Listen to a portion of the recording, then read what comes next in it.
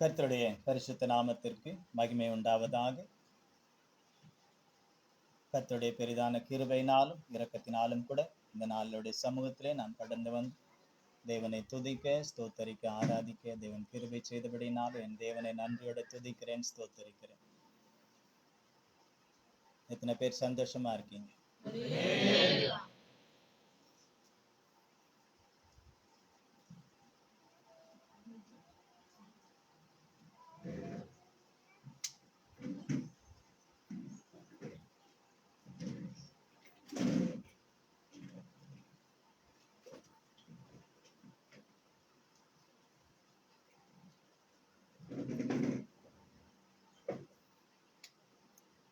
கர்த்தர் நல்லவர், அவர் கிருபை அவர் கிருபை அவர் கிருபை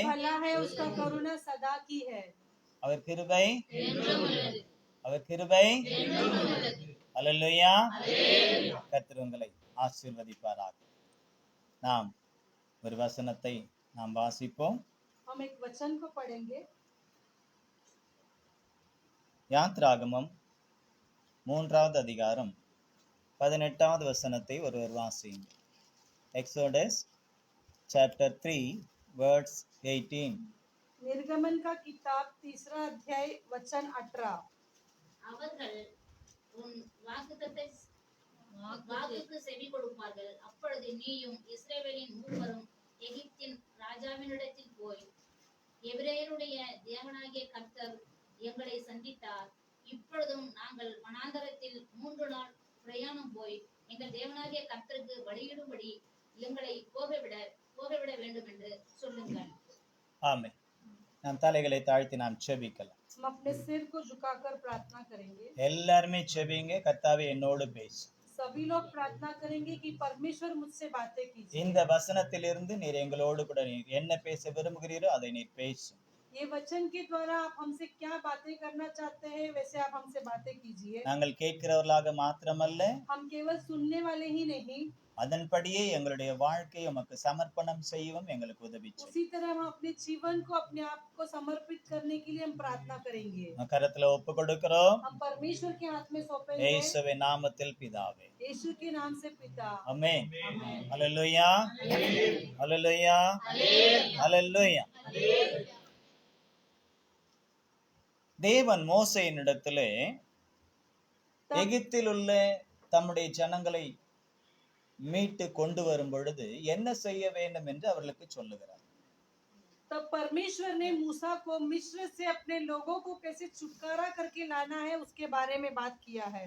அதற்காக நீ போய் அந்த தேசத்தினுடைய ராஜாவோடு கூட நீ என்ன சொல்ல வேண்டும் என்பதையும் அவர் சொல்லிக் கொடுக்கிறார். उस देश में जाकर राजा से क्या बात करना है उसके बारे में बताते हैं. அதே போல அங்க இருக்கக்கூடிய மூப்பர்கள், அங்க இருக்கக்கூடியதான கர்த்தருடைய பிள்ளைகளிடத்திலே போய் என்ன சொல்ல வேண்டும் என்பதையும் அவர் சொல்லிக் கொடுக்கிறார்.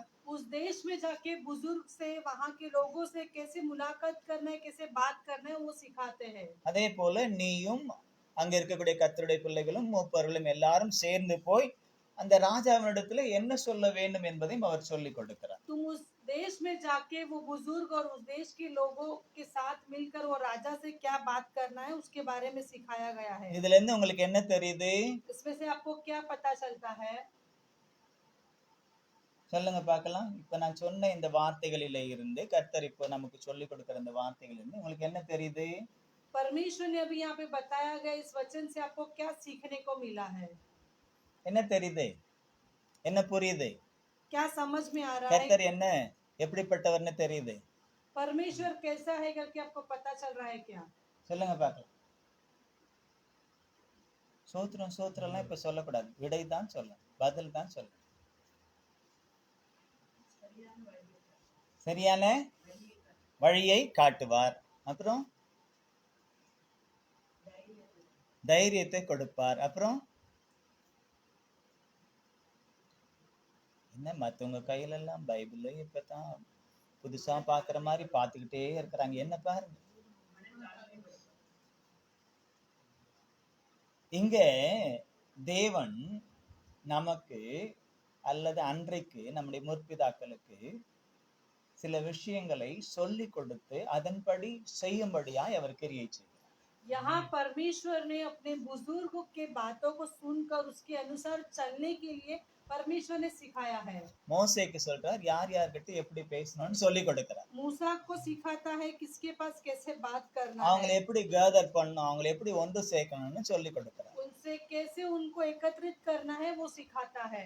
அதுக்கப்புறம் எல்லாரும் ஒன்று சேர்ந்து ராஜா கிட்ட போயிட்டு என்ன சொல்லணும்னு சொல்லி கொடுக்கிறார். वो आप एकत्रित होकर राजा से क्या बात करना है उसको सिखाता அப்ப है। நம்ம தேவன் யாரு?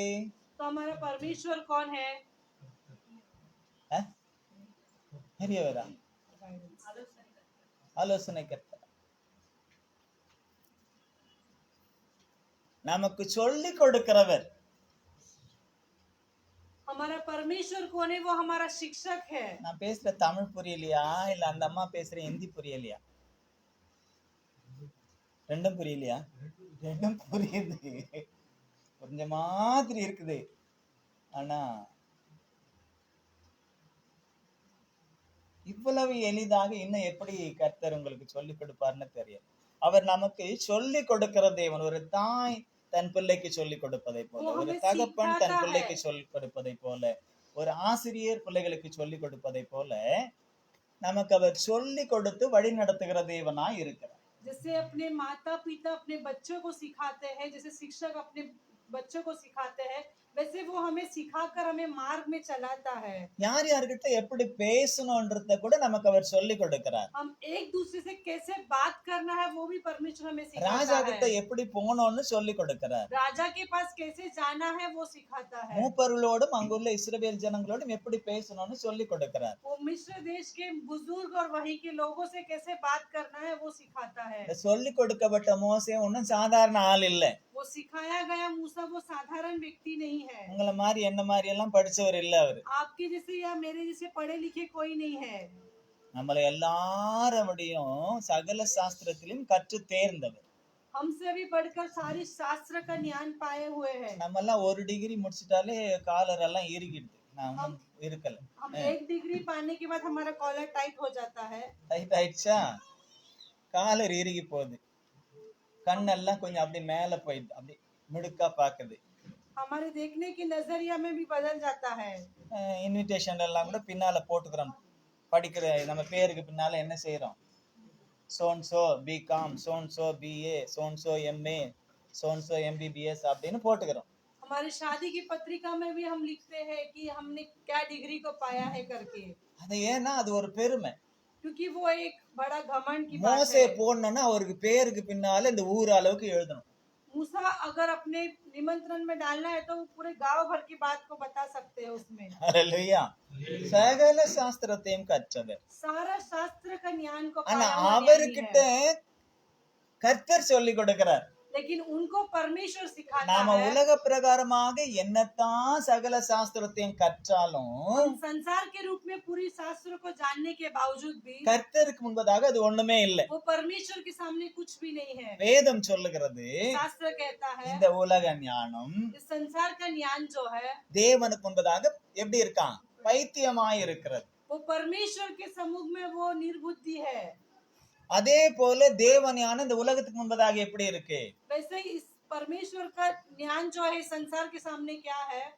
அவங்களுக்கு நாம பைத்தியமா இருக்கு. उन लोगों के लिए हम लोग पागल समझते हैं। அதனாலதான் பேதுரு சொன்னார், பைத்தியமாய் தோன்றுகிற சிலுவையின் உபதேசத்தினாலே உங்களை ரட்சிக்கும்படிக்கு தேவனுக்கு பிரியமாயிற்று. इसलिए निर्बुद्धि का जो क्रूस के ऊपर चढ़ाया वो शास्त्र के बारे में आपको ज्ञान मिलेगा करके உலக पतरस ने कहा ஞானத்தையும் है। தேவ ஞானத்தையும் மிக்ஸ் பண்ண முடியாது. इस संसार का ज्ञान और परमेश्वर का ज्ञान को आप एकत्रित नहीं कर அப்படி सकते हैं। மிக்ஸ் பண்ணி நாம இருப்போம்னு சொன்னா ஆத்துல ஒரு கால் சேத்துல ஒரு கால்ன்ற மாதிரி இருக்கும். ऐसे मिक्स करके आप रहेंगे तो समुद्र के अंदर पैर और सीकर के சேத்துல अंदर एक மாட்டிக்கிட்டு पैर இழுக்க रहेगा। முடியாது, ஆத்துல போர்த்தையும் இழுக்க முடியாது, அப்புறம் கிழிச்சுக்கிட்டு தான் போகும்.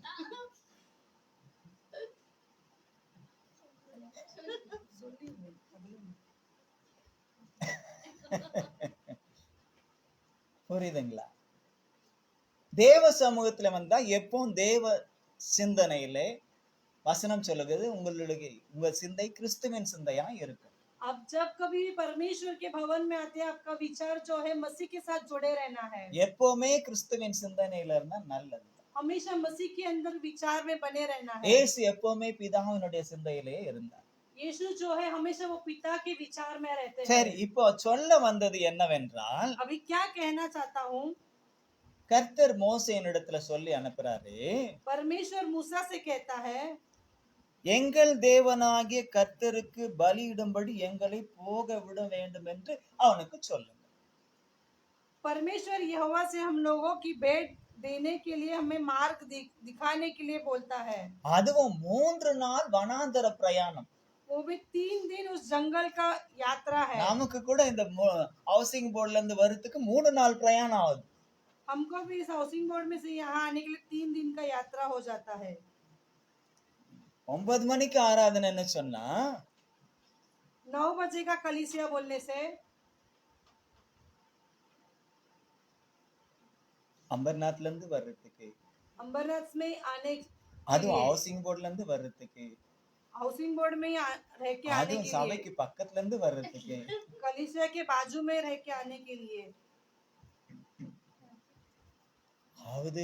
ஆவது வண்டியே கிடைக்க மாட்டேங்குது. इतना समय लगता है कि गाड़ी नहीं मिलता हमको। கர்த்தர் உங்களை ஆசீர்வதிப்பாராக. परमेश्वर आपको आशीर्वाद உங்களை करे। யாரையும் நான் சொல்லல, நம்புங்க. கர்த்தர் உங்களை ஆசீர்வதிப்பாராக. परमेश्वर आपको आशीर्वाद करे। 3 நாள் பிரயாணம், वो 3 दिन की यात्रा में, அதுவும் வனாந்தரம். उस जंगल की यात्रा है। போயிட்டு அங்க போயிட்டு எப்படி என்ன ஆராதனைன்னு தெரியாது. वहां जाकर कौन सी प्रकार की वो आराधना है वो नहीं जानते। நடத்தி கொண்டு போகிற மோசேக்கும் கூட தெரியாது எப்படி ஆராதிப்பார் என்று, जो लेके जा रहे हैं वो किस तरह का आराधना है, அல்லது वो मूसा எப்படி भी नहीं जानता ஆராதிக்க है। சொல்வார் என்று மோசேக்கும், சகல சாஸ்திரத்தை கற்ற மோசேக்கும் தெரியாது. कैसे आराधना करना है वो मूसा भी नहीं जानता ஆனா है। கர்த்தர் சொல்லி கொடுக்கிறது என்ன? लेकिन परमेश्वर क्या सिखाता है, எங்கள் தேவனாகிய கர்த்தருக்கு பலியிடும்படி போக விட வேண்டும். எங்களுடைய பிரயாணம் 3 நாள் வனாந்தர பிரயாணம் அப்படின்னு சொல்றோம். हमारे 3 दिन की जंगल की यात्रा में परमेश्वर यहोवा को बलिदान चढ़ाने के लिए देना है। அதாவது பலி என்று சொல்லும் பொழுது वो बलिदान मतलब क्या है, அன்றைக்கு அதுதான் ஆராதனை. उस दिन वही उनके लिए आराधना था। அல்லேலூயா. हालेलुया। அன்றைக்கு அதுதான் ஆராதனை. उस दिन वही उनके लिए आराधना था। இன்றைக்கு ஆராதனை அதனுடைய நிஜத்தை வெளிப்படுத்தக்கூடிய ஒன்றாய் இருக்க வேண்டும். आज की आराधना जो है उसको प्रकट करने के लिए ये आराधना है। ஏனென்றால் அது நிழல். वो जो है वो सच में किया हुआ कार्य இது था। நாம் நிஜத்திற்குள் கடந்து போவதற்கான ஒரு ட்ரைனிங். वो सच घटना के अंदर में हमें प्रकट करने का ये ट्रेनिंग का समय है। உண்மையான நிஜமான ஆராதனை பரலோகத்திலே.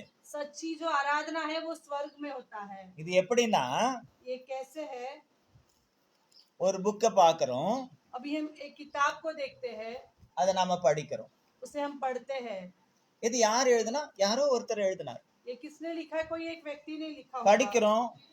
पढ़ते हैं, எதுக்காக படிக்கிறோம்? किस लिए पढ़ते हैं। எத்தனை பேர் ஸ்தோத்திர பலி புக் படிக்கிறீங்க? कितने लोग स्तुति का भेंट का किताब पढ़ते हैं। நல்லாவே தூக்கலாம் கைய படிக்கிறவங்க. ஒருத்தர் தான் கைய நல்லா தூக்குறாங்க. படிக்கிறீங்களா? டெய்லி படிக்கிறீங்களா? ஸ்தோத்திர பலி புக் படிங்க, ஒன்னும் தப்பு. நல்ல ஸ்தோத்திரம் பண்ணுங்க. அதாவது நம்ம மனசுல சிலது ஞாபகத்துல இருக்காது, அது படிச்சு நம்ம ஸ்தோத்தரிக்கலாம், ஒன்னும் தப்பு இல்ல. வேதத்திலும் அப்படிதான் இருக்கு. अच्छी तरह से परमेश्वर की स्तुति कर सकते हैं किताब को पढ़कर। இதை எழுதினவர் அவர் பேர் விக்லிஃப் டேவிட்.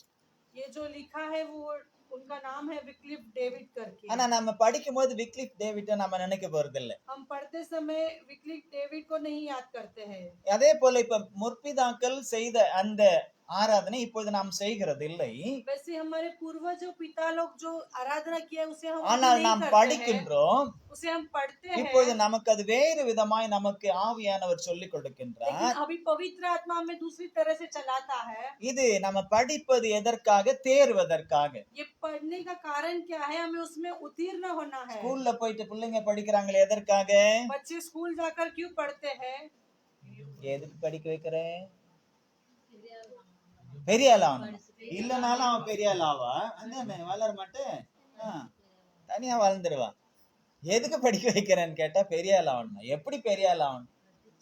படிச்சு படிச்சு. அது எப்படி? நானும் படிச்சு படிச்சு பெரிய ஆளு ஆகல. ஓ சரி, சோத்திரம். படிச்சா பெரிய ஆள் ஆகலாம், உண்மைதான், உலக பிரகாரமாக.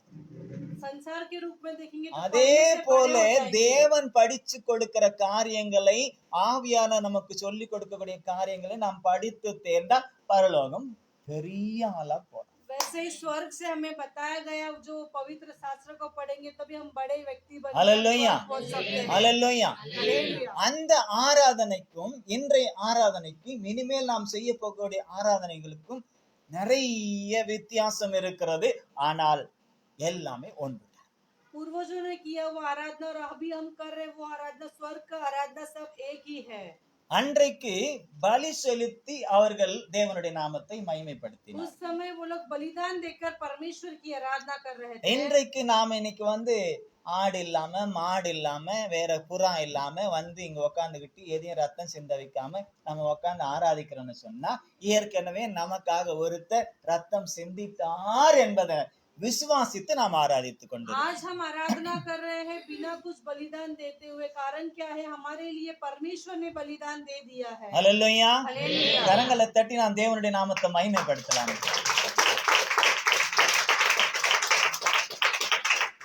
இல்லன்னா ஆதி பிரதர் ஒரு காளையை கொண்டு வந்திருக்கணும், ஜோயல் ஒரு கன்றுக்குட்டியை கொண்டு வந்திருக்கணும், ராஜன் ஒரு ஆட்டுக்கடாவை கொண்டு வந்திருக்கணும், ரூபன் என்ன கொண்டு அவனும் காளையை தான் கொண்டு வந்திருக்கும். ராபர்ட் சிக்கனா? சிக்கன்லாம் அங்க எடுபடி ஆகாது. அன்னைக்கு இருந்தது ஒன்று காளை, ஆட்டுக்கடா, அப்புறம் புறா. उस समय बलिदान में गाय, बकरी, बैल ऐसे ही कोई वो लोग बलि देते हैं। கொண்டு வந்துட்டு நேரா உள்ள வர முடியாது, उसे लेकर सीधा வாசல்லே நிக்கணும், बाहर दरवाजे के बाहर उन्हें खड़ा करना है। ஆசாரியன் வரணும், जब उसे काटने के लिए ஊழியக்காரர் याजक வரணும், आएंगे, सेवक आएंगे, வந்து आने के बाद முன்னால இருக்க, நான் தான் மாட்டேன். ஆமா பரவாயில்ல, கைய வைக்கணும், इसके ऊपर ऐसे हाथ रखना है। ஆடோ மாடோ புறாவோ ஏதோ ஒண்ணு என்ன செய்யணும். ஆதியா இருந்தாலும் ஜோயலா இருந்தாலும் பாவம் மாட்டிக்கிச்சு எதிரில், ராஜனா இருந்தாலும் ரூபனா இருந்தாலும் ராபர்ட்டா இருந்தாலும் என்ன செய்யணும், அது ஜோம் பண்றது இல்லைங்க, அது மேல கைய வச்சு அதுக்கு எடுத்துறேன். அதுக்கப்புறமா நான் தன்னுடைய பாவத்தை எல்லாம் சுமத்தணும். பாவம் அவளுடைய சுமக்க முடியல, மற்றது எதுவும் வேண்டாம். अपन जो लेके आए रहेंगे बलिदान करने के लिए गाय, बकरी, बैल, उसके ऊपर हाथ रख के अपने पाप को उनके ऊपर पश्चाताप करना है। அந்த ஆசாரியன் முன்பதாக எல்லாத்தையும் சொல்லணும், இந்த பாவம் நான் செய்தேன், अपन ने जो कोई पाप किया है இந்த குற்றங்களை நான் செய்தேன், இந்த அக்கிரமங்களை நான் செய்தேன், இந்த அநீதியை நான் செய்தேன், ये पाप किया, ये अधर्म किया है करके हमको எல்லாத்தையும் அவன் அறிக்கை செய்யணும். அந்த காளையின் மேலேயோ, ஆட்டுக்கடாவின் மேலேயோ, அந்த கன்றுக்குட்டியின் மேலேயோ அல்ல புறாவின் மேலேயோ வைத்து அவர்கள் அறிக்கை செய்யணும். जो अपन बलिदान देने के लिए लेके गए थे गाय, बकरी, அன்றைய ஆராதனையை சொல்லிக்கிட்டு இருக்கேன், கவனமா கேளுங்க. ये उस समय की आराधना के बारे में हम आपको बता रहे हैं, ध्यान पूर्वक सुनिए। அதுக்கப்புறம் அவர் கை எடுத்துடணும், उसके बाद अपने हाथों को निकाल कर அந்த காளை பலிபீடத்திற்கு வரும். जब वो लेकर गए उसे बलिदान देने के लिए लेकर जाएंगे। லேவியர்கள் என்ன செய்வார்கள், ஊழியர்கள் என்ன செய்வார்கள்னா, सेवक और लेवियों क्या करेंगे उसको देखकर? பெரிய அருவா கொண்டு வருவாங்க. बड़ा एक तलवार को लेकर आएंगे। அல்லேலூயா. ஹல்லேலூயா. என்ன கொண்டு வருவாங்க? வெட்ட வேண்டியது யாரு? ஆக்சுவலா வெட்ட வேண்டியது அருவா வெட்ட வேண்டியது யாரு? புரியல என்ன? இல்ல நான் முதல்ல பேரெல்லாம் சொன்னேன். யாரு யாரு கொண்டு வந்தாங்களோ அவங்களதான் வெட்டணும். ஆனா அவங்க என்ன செய்துட்டாங்க, இது மேல சுமத்திட்டாங்க. जो कोई बलिदान देने के लिए लेकर आए उनको न्याय के हिसाब से उन्हें काटना चाहिए, लेकिन उसके बदले में हम लेकर जाते बलिदान के लिए जानवर, उसको काटते हैं। இந்த வெட்டக்கூடிய பட்டயம் யார் கையில இருக்கு? जो काटने के लिए वो तलवार किसके हाथ में है? ஹலோ, வெட்டக்கூடிய அந்த பட்டயம் யார் கையில இருக்கு? वो तलवार किसके हाथ में है? அது தடவி கொடுக்கிற பட்டர் கத்தி இல்ல. போட்டா ஒரே போடு. அந்த ஆடையோ அந்த மாட்டையோ அல்ல அந்த புறாவையோ இந்த புறா குஞ்சுகளையோ அவர்களுக்கு யார் பாவத்தை சுமத்தினார்களோ அவர்களுக்காக அதை வெட்டி அதை தோல் உரித்து தேவசம் அந்த பலிபீடத்தில் வைக்க வேண்டும். वो किसने पाप किया है उनका नाम लेकर वो अपन लेके गए बलिदान के लिए, वो गाय बकरी और या फिर कबूतर को काट के उसका चमड़ा निकाल कर उसे वो बलि पीठ पे लेकर जाके रखते हैं. ஆக்சுவலா வெட்டி நம்மளை தான் தோலை உரிக்கணும். सही देखा जाएगा तो हमें काटकर हमारी चमड़ा उतारना சில பேர் चाहिए. சொல்லுவாங்கல்ல வெட்டி தோலை உரிச்சு உப்பு கண்டம் போடணும்னு சொல்லுவாங்கல்ல, கேட்டிருக்கீங்களா? இது உப்பு கண்டெல்லாம் போட்டு சாப்பிட முடியாது, தகன பலியாய் வைக்கணும்.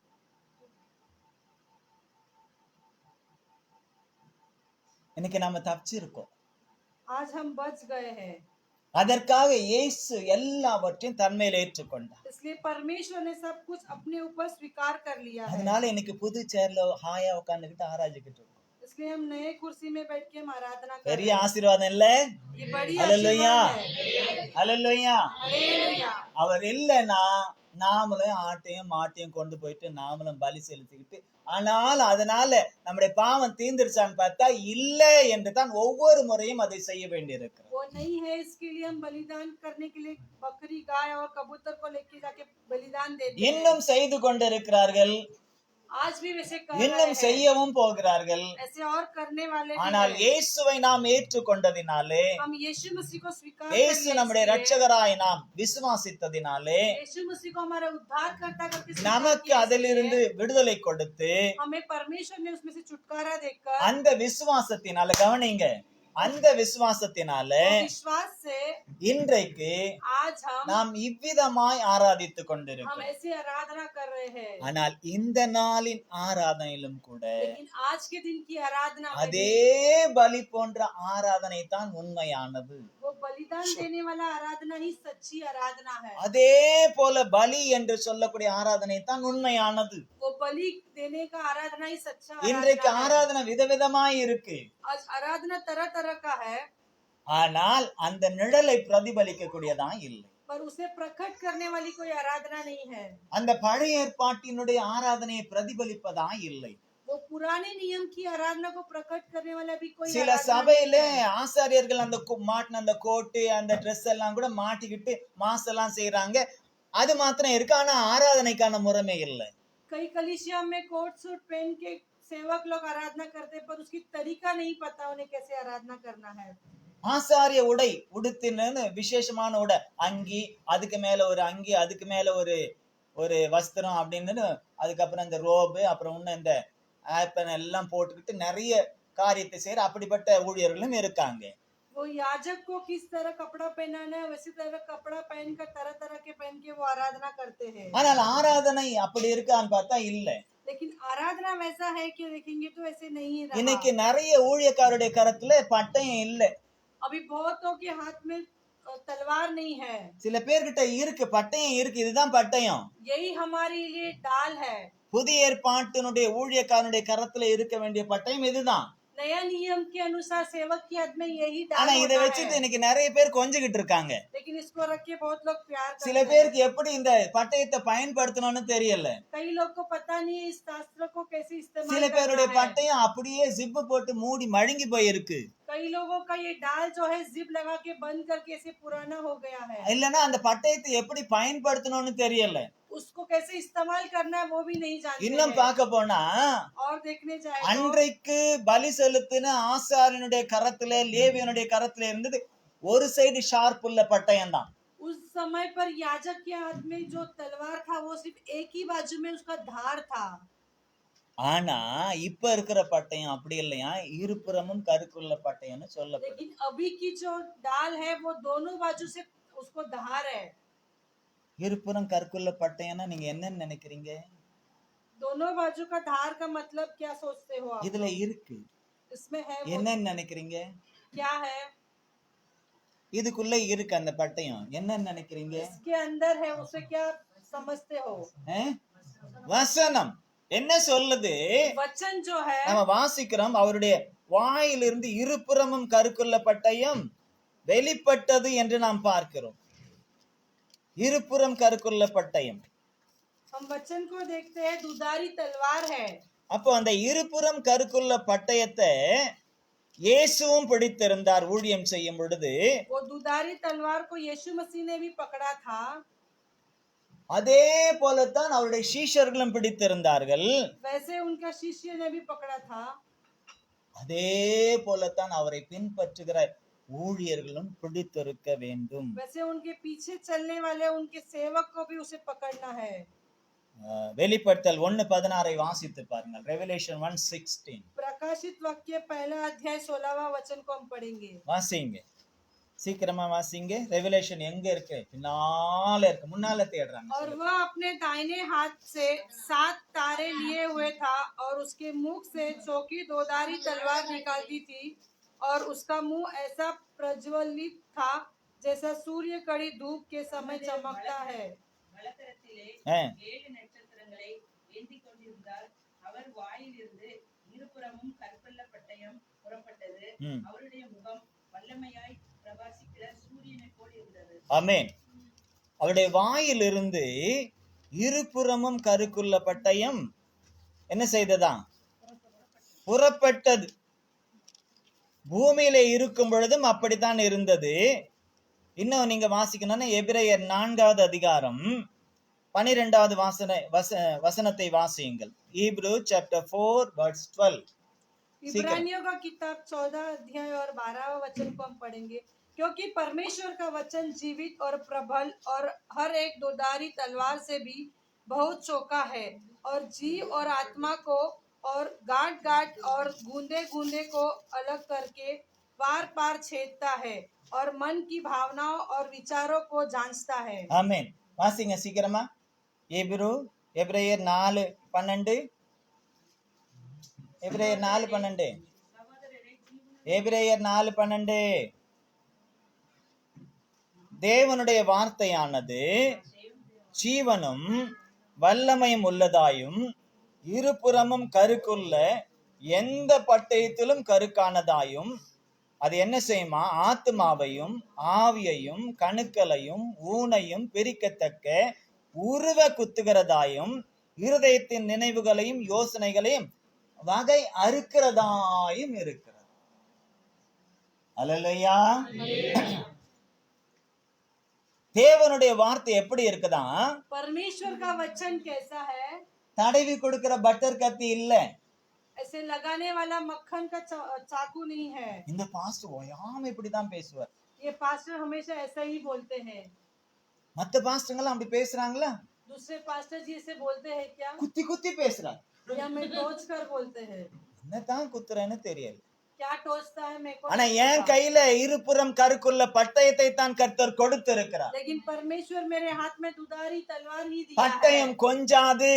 ये तलवार जो है பட்டர் आपको கத்தி प्यार இல்ல नहीं என் கையில. करेगा। मक्खन वाली चाकू नहीं है मेरे हाथ என் में। கையில இருப்பது இருபுறம் இந்த பூமியில் உள்ள எல்லா கருக்கான பட்டயத்தை காட்டிலும் அதிக கருக்கான பட்டயத்தை தான் கர்த்தர் கொடுத்தார். संसार में रहने वाला चाकू से भी बढ़कर दुधारी तलवार அது मेरे हाथ में है। இருபுறமும் கருக்குள்ளது. वो दोधारी तलवार है। பிடிச்சிருக்கிற என்னையும் வெட்டும், எதிரில இருக்கிற உங்களையும் வெட்டும். पकड़ा हुआ वो मुझे भी काटेगा, सामने जो भी रहेगा उसे भी काटेगा। நானும் தப்ப முடியாது, நீங்களும் தப்ப முடியாது. मैं भी नहीं बच सकता, आप लोग भी नहीं बच உங்களுக்கு सकते। ஒரு வெட்டுனா எனக்கு 2 வெட்டு விழும். आपको एक मार मिलेगा तो मुझे 2 मार मिलेगा। தெரியுமா உங்களுக்கு? पता है இது क्या? சாதாரண ஒரு வேலை இல்ல. ये साधारण काम नहीं है। என் இஷ்டத்துக்கு செய்யக்கூடிய வேலையும் இல்ல. अपने मन के हिसाब से नहीं कर सकता हूँ। இது பரலோகத்தின் வேலை. ये स्वर्ग का काम है। தேவனுடைய வேலை. ये परमेश्वर का काम வார்த்தை है। அவருடையது. वचन जो है அந்த परमेश्वर வார்த்தையில் का உள்ள है। வல்லமை அவருடையது. ये वचन का அந்த सामर्थ्य जो है வார்த்தையில் உள்ள परमेश्वर का கிரியைகள் है। அவருடையது. ये क्रियाएं भी परमेश्वर அந்த का है। வார்த்தையில் இருக்கிற ஜீவனம் அவருடையது. ये वचन का जीवित भी वो என்னுடையது என்று परमेश्वर का சொல்லிக் है। கொள்ள ஒன்றுமே இல்லை. मेरा करके कहने के लिए ஒருவேளை कुछ भी என்னுடையது नहीं है। என்று சொல்லிக்கொண்டு என்னை குற்றப்படுத்தினால் அது என்னை குற்றப்படுத்துகிறது அல்ல. मेरा कह के मैं बोलूंगा तो वो मेरे लिए दोषी நான் ठहराएगा। சொல்லிடுறது என்னுடையது அல்ல, அது உம்முடையது, நீர் பார்த்துக் கொள்ளும். मैं कहूंगा मेरा नहीं है, वो परमेश्वर आपका है, आप ही संभाल लीजिए। அல்லேலூயா, அல்லேலூயா, அல்லேலூயா. ஆசரிப்பு கூடாரத்துக்குள்ள யார் வந்தாலும் முதல்ல வாசல்ல நின்னு பலி செலுத்திட்டு தான் உள்ள வரணும். भवन में आना है तो पहले परमेश्वर की और रुक की बलिदान के लिए, वो रुक की आराधना करने के लिए आना है। தன்னை பரிசுத்தம் படுத்திக் கொள்ளாமல், தன்னை ஒப்பு கொடுக்காமல், தன்னை சமர்ப்பணம் செய்யாமல் ஒருவனும் உள்ள வர முடியாது. अपने आप को समर्पित नहीं किए तो परमेश्वर के भवन में नहीं आ सकते। ஆசாரியனும் கூட பரிசுத்த ஸ்தலத்திற்குள்ள போகணும்னா வருஷத்துக்கு ஒரு முறை தான் போக முடியும் அன்றைக்கு. याजक भी परमेश्वर के भवन में सिर्फ साल में एक ही बार जा सकते हैं। காரணம் அவன் பரிசுத்த ஸ்தலத்துக்குள்ள போனோம்னா ஆசாரியனா இருந்தாலும் தனக்கான பலியை செலுத்திட்டு தான் அதுக்கப்புறம் அந்த ரத்தத்தோட உள்ள போகணும். क्योंकि परमेश्वर के भवन में जाना है तो बलिदान को बलि देने के बाद ही जा सकते हैं। இன்னைக்கு அப்படி அல்ல. தினந்தோறும் தினந்தோறும் தினந்தோறும் அவருடைய வார்த்தை, அவருடைய பட்டயம் நமக்குள்ள கிரியை செய்து கொண்டே இருக்கிறது. அதை கிரியை செய்வதற்கு நம்ம ஒப்பு கொடுக்க வேண்டும். आज वैसे नहीं है, हर रोज हम अपने आप को समर्पित करके क्रिया में उसे प्रकट करना है। உங்க வீட்டுல டெய்லி கத்தி பயன்படுத்துறீங்களா இல்லையா? आप घर में चाकू का इस्तेमाल करते हैं या नहीं? எதுக்கு பயன்படுத்துறீங்க? காய், கறி, என்ன கறி? எல்லா கறி. किस लिए आप इस्तेमाल करते हैं? எல்லாம் கறி அப்படியே கோழி கறி, ஆட்டு கறி, மாட்டு கறி எல்லாம் கறி தான வருது. நான் ஒரு ஊழியக்காரர், சென்னையில ஒரு ஊழியக்காரர் கூட்டத்துக்கு போயிருந்தேன். मैं चेन्नई में एक सेवक के कलीसिया में भाग लेने के लिए गया ஒரு था। ஊழியக்காரருடைய கூட்டம், அது ஊழியக்காரர்களுக்கு என்ற கூட்டம். एक सेवकों के लिए वो एक जो முடிஞ்ச प्रार्थना உடனே அந்த பாஸ்டர் சொன்னார், உங்களுக்கு எல்லாருக்கும் மாட்டன் பிரியாணி வச்சிருக்கேன் அப்படின்னு சொன்னார். वो कलीसिया समाप्त होने के बाद वो पासवान जी ने कहा आप लोगों के लिए मटन का बिरयानी रखा है। நானும் நினைச்சேன் மட்டன் பிரியாணி தான் ஒரு தெரியாம மாட்டன் பிரியாணி சொல்றாரோ அப்படின்னு நான் நினைச்சேன். वो मटन बिरयानी कोई न जानते हुए मटन बिरयानी कह रहे कि मैंने सोचा சரி எனக்கு ஒரு நல்ல மட்டன் பிரியாணி சாப்பிடலாம்னு சொல்லிட்டு மட்டன் பிரியாணின்னு வாங்கினேன். मटन बिरयानी समझकर मैं वो मटन बिरयानी को अपने हाथ में அப்புறமா लिया। தான் தெரிஞ்சது அது மட்டன் பிரியாணி இல்ல மாட்டன் பிரியாணின்னு எப்படி சொன்னாருன்னு அப்பதான் புரிஞ்சது. वो मटन बिरयानी को मटन बिरयानी क्यों कहा तो उसके बाद मुझे पता அது चला ஆடு அல்ல, वो बकरी नहीं, அது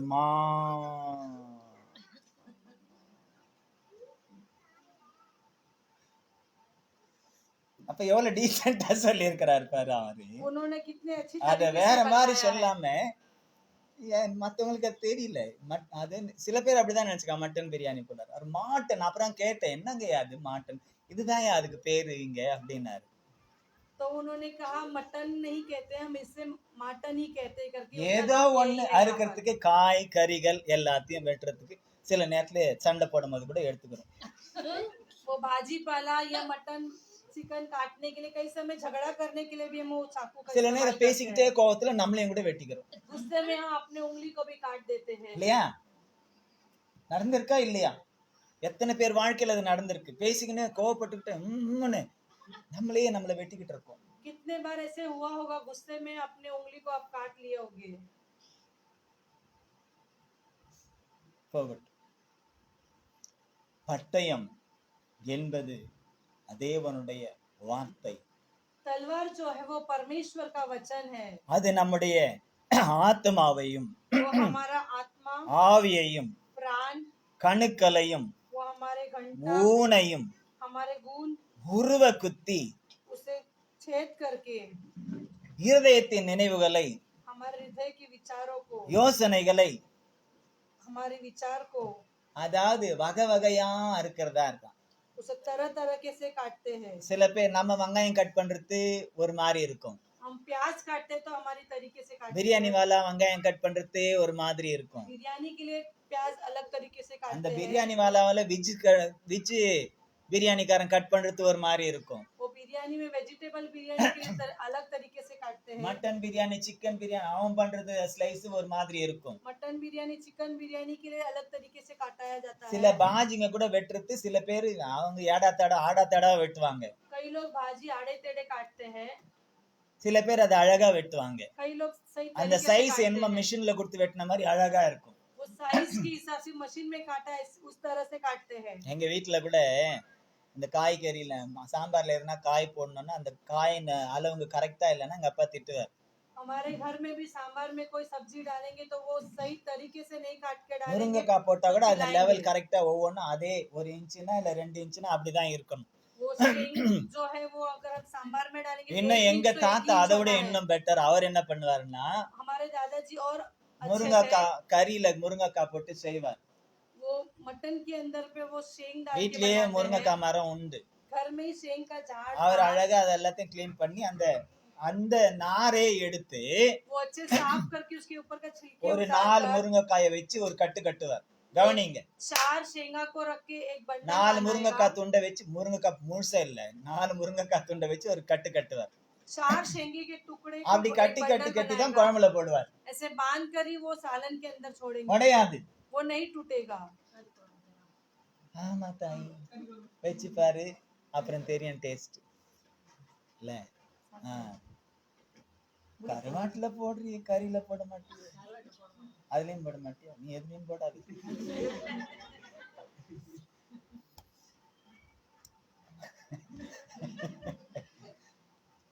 அனுபவிச்சவங்களுக்கு தான் தெரியும் அந்த டேஸ்ட். जो उसका स्वाद चखा होगा उन्हें पता रहेगा। ஹல்லேலூயா हालेलुया ஹல்லேலூயா. हालेलुया। சில பேர் நினைப்பாங்க இதெல்லாம் சாம்பார் காய் தானே அப்படின்னு. कई लोग सोचेंगे ये सांभर में इस्तेमाल करने वाला सब्जी है। நம்ம ஆட்டுலயோ மாட்டுலயோ சிக்கன்லயோ போட்டு செஞ்சு பாருங்க. आप बकरी के मटन में चिकन में डाल के बना के देखिए, அப்புறம் டேஸ்ட் பாருங்க. उसके बाद उसका टेस्ट சாம்பார்ல देखिए। போடுறதையே மறந்துடுவீங்க. सांभर में डालना भी भूल जाएंगे। ஹல்லேலூயா. हालेलुया। கர்த்தர் உங்களை ஆசீர்வதிப்பாராக. परमेश्वर आपको आशीष करे। பலி உள்ள வரணும்னா அது கொல்லப்படணும்.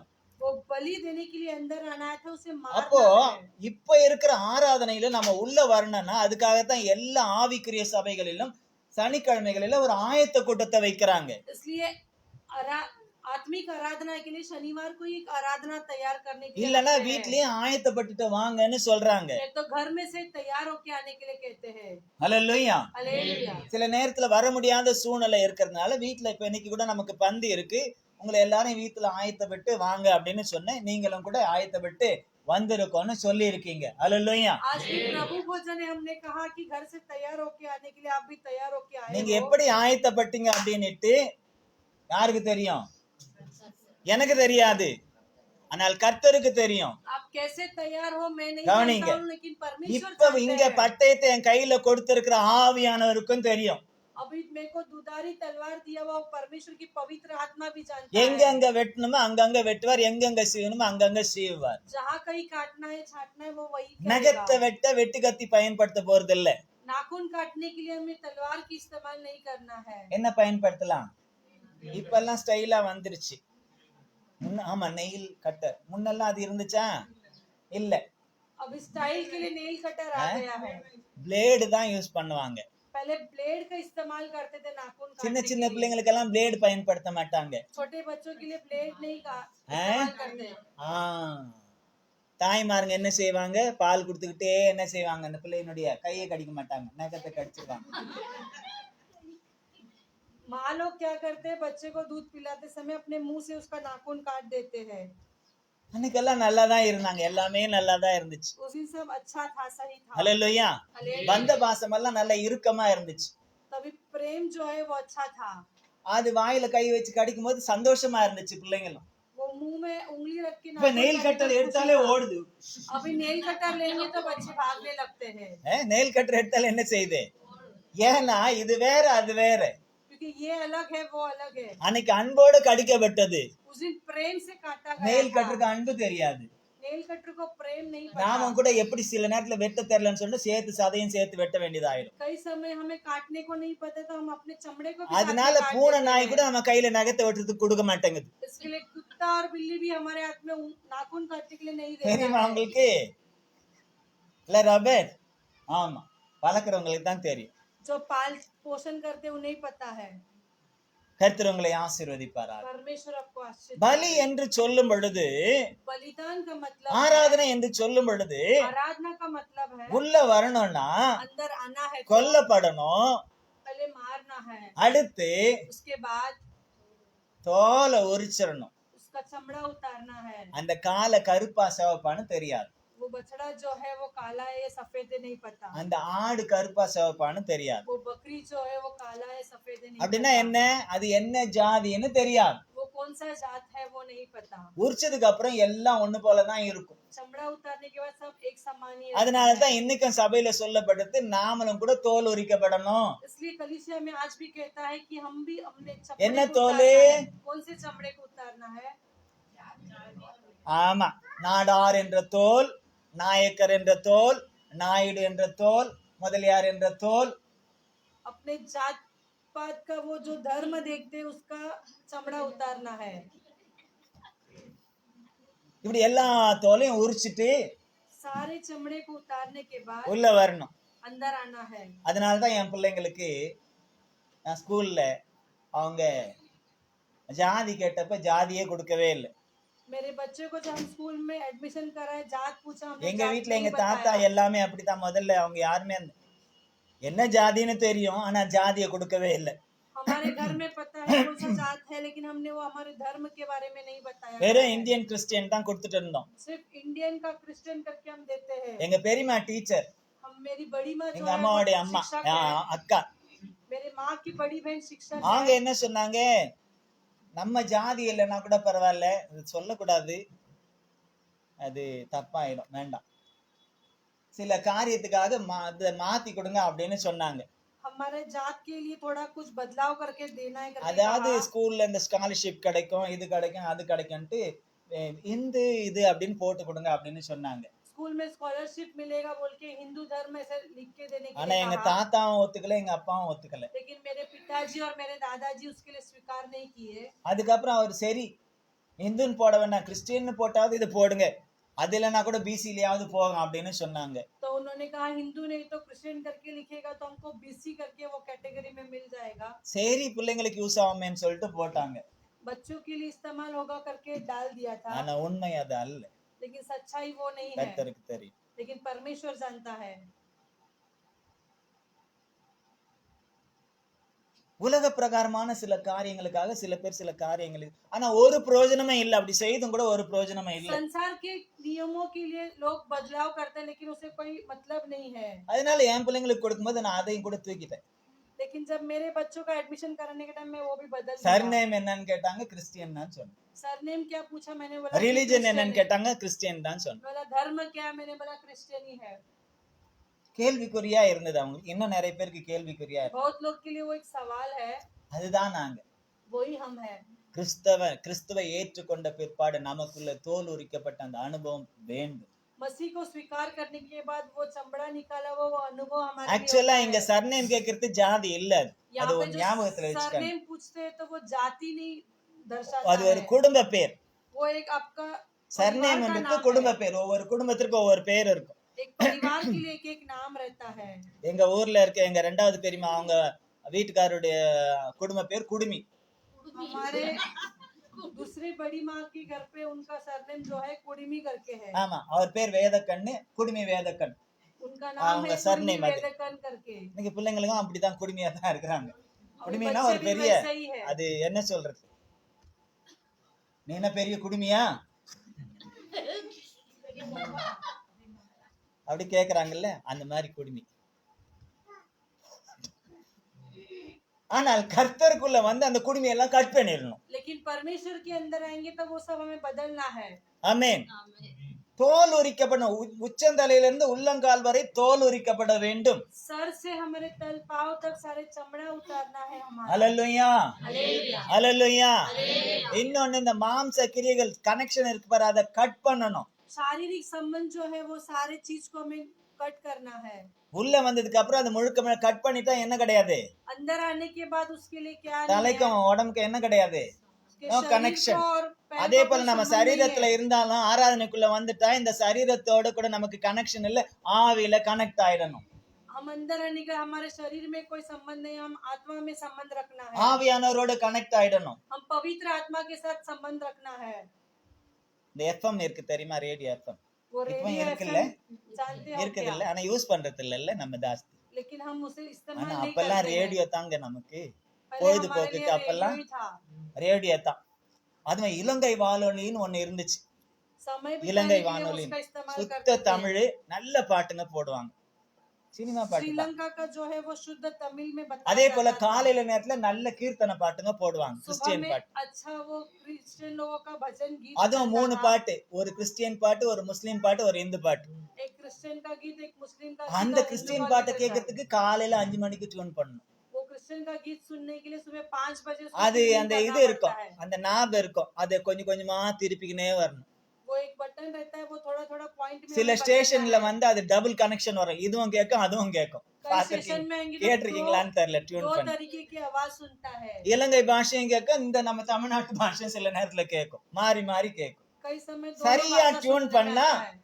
நம்ம தமிழ்நாட்டுல இருந்துகிட்டே இலங்கையோட கனெக்ட் ஆயிடலாம். कई समय सही से हम इस्तेमाल करेंगे तो हम इंडिया में रह के हम இப்போ श्रीलंका இங்க की भाषा நான் को सुन இருக்கேன், सकते हैं।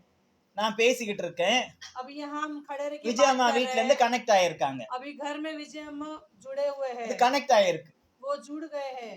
அப்ப அந்த அதே போல ஆவியானவரோடு கூட நம்ம என்ன செய்யணும், கனெக்ட் ஆயிடணும். वैसे ஆராதனையில हम भी வந்தா, पवित्र आत्मा के साथ में जुड़ना है। ஆராதனையில வந்துட்டா आराधना में आने உள்ள के बाद நுழையும் பொழுது மாம்ச சிந்தனையை அப்படியே வெளியே தள்ளிட்டு, இங்க வந்து கொட்டாவி கெட்டாவி எல்லாத்தையும் விடாம எல்லாத்தையும் வெளியவே விட்டு உள்ள வந்து ஆவியிலே அனலாய் கர்த்தரை ஆராதிக்கும். अब अंदर आने के टाइम सारी बुरी आदत को बाहर छोड़कर अंदर आके पवित्र आत्मा के साथ जुड़ना है। நான் இப்ப மெசேஜ் கொடுத்துக்கிட்டு ஆன் கொட்டாய் விட்டுருந்தா நீங்க என்ன சொல்லுவீங்க, பாஸ்டர் ராத்திரி எல்லாம் தூங்கல போல, என்ன பண்ணாருன்னு தெரியல अब हम मैसेज लेने के टाइम ऐसे आलस निकालेंगे तो आप सोचेंगे रात भर पास्टर सोए नहीं சொல்லிக்கினே क्या। இருக்கிறோம், கொட்டாய் விடுறாங்க.